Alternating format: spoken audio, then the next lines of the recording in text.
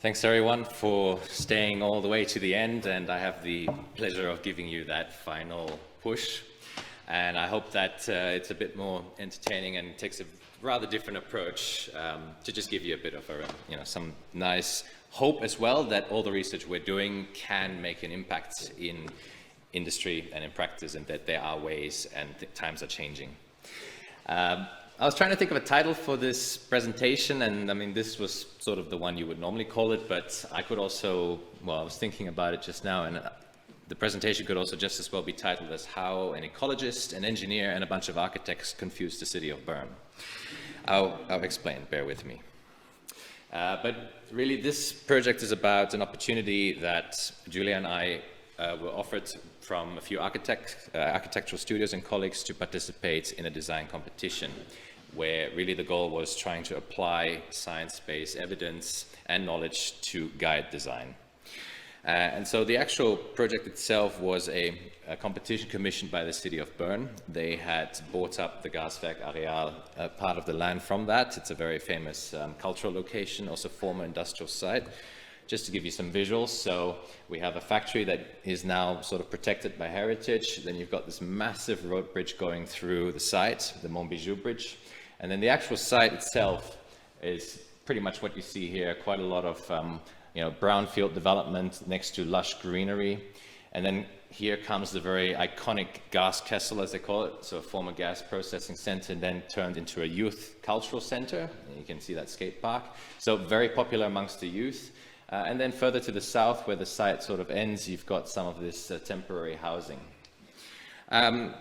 The site itself has a lot of natural values, natural capital that the brief itself wanted us to protect.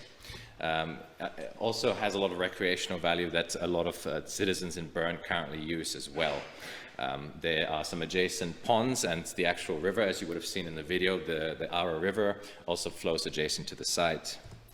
And so the idea was, try and protect all these things, but we also want an extra 300 to 500 new houses, so new apartment blocks. So whilst it looked like a very stock standard design brief, it was also quite challenging in that we had to try and abide by a lot of these restrictions. So why did these architects approach us for some of these inputs? Because there's been this shift in the thinking, and we've seen a bit of this in some of the previous talks, towards this concept which they call cohabitation. And when I first came across this, I was thinking, well, okay, what does it actually mean? I mean, from a translational perspective, if you just literally think about it, it's about humans and species, other species existing in harmony with each other. And the further I read into it, and I'm not going to go into too much concepts and meanings of it, but it's really this starting realization that we as humans have for far too long prioritized a lot of anthropocentric concepts in our designs. And in the architecture and planning areas, this has also been highly influenced by the historical thinking, historical narratives about how we design cities. The very first cities were really focused on this idea of waste and service provision, so that we are, creating hygienic and clean cities to help people, live decent lives, which also had these things called the commons, which were more recreational spaces and gathering spaces. And this progressed through the years with new types of insights, and nowadays we talk about the smart city, which now that we have provided the services, we're starting to go into making this a lot more efficient, economically, functionally, and so on. But climate change, biodiversity loss, knocking on our doors, reminding us that connectivity, everything is connected.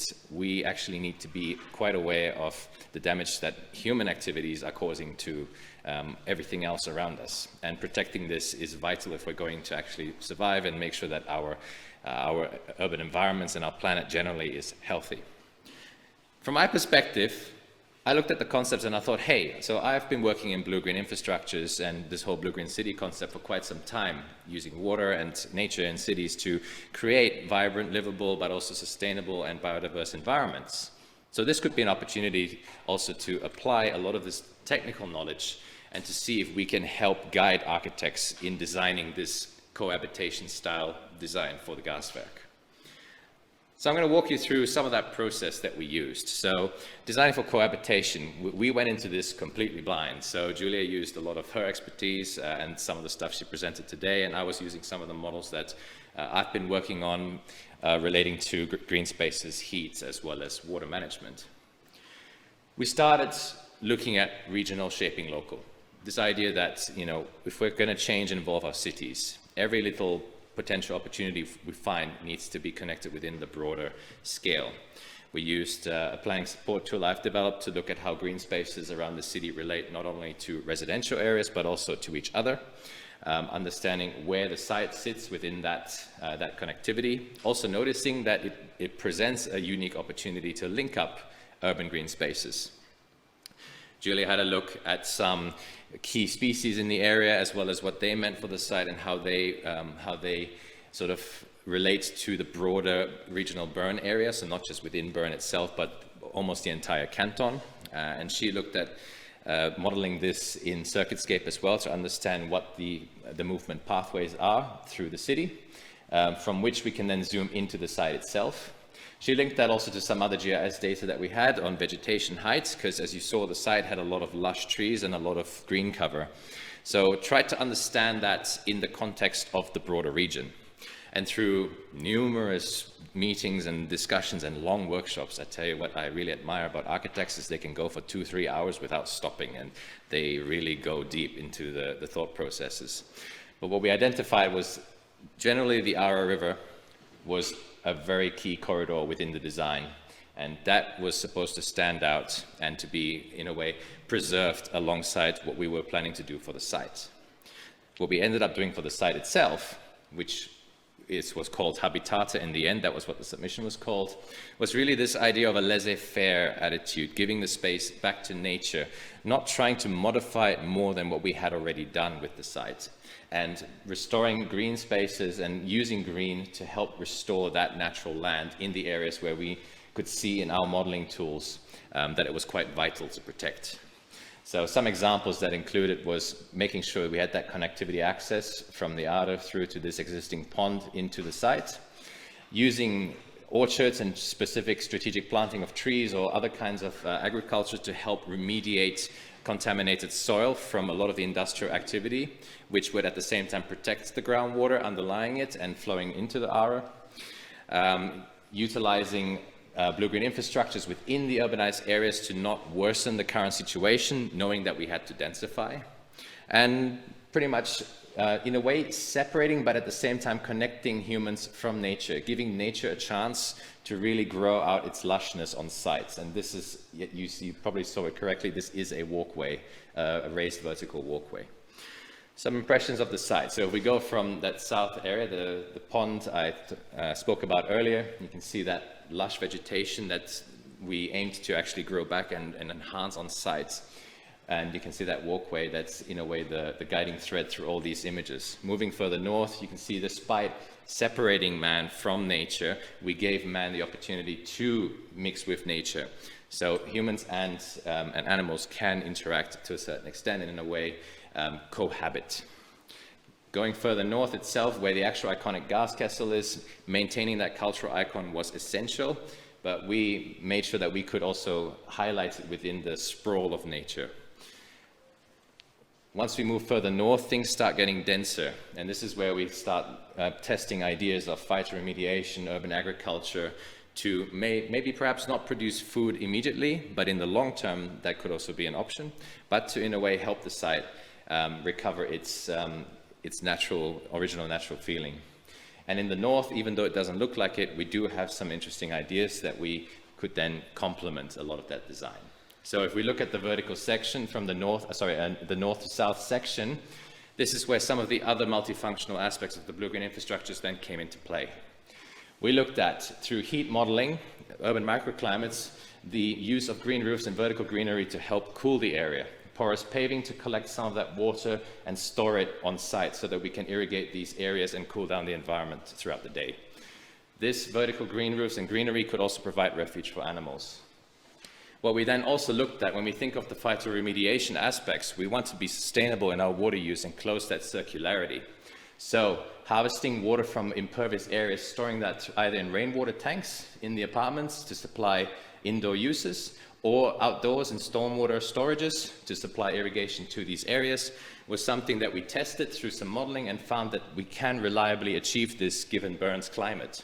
And there's also a lot of spillage on site from these kinds of systems, so that gave the opportunity to also naturally, in a way, flood these areas.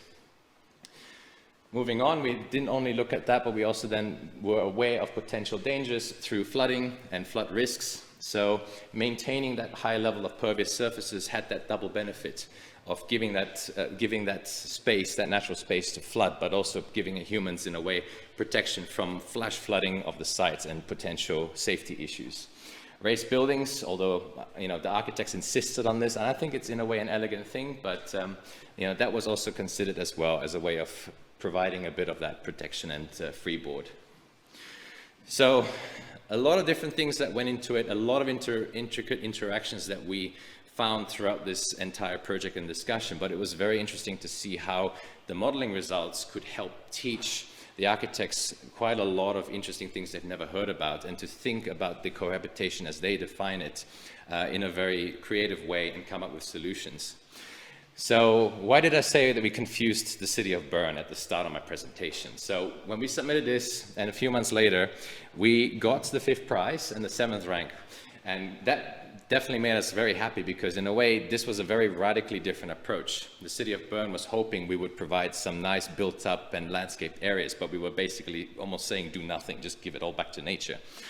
But what we found out was that the project itself evoked a lot of confusion and interesting discussions among the jury members within the city of Bern, and practically every single evaluation round, they didn't know where to place it, which made us an outlier, but it made us aware of what impact it could have.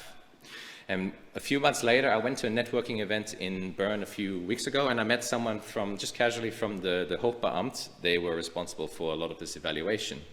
And we were chatting, and I said, oh yeah, I participated in this competition with a few studios.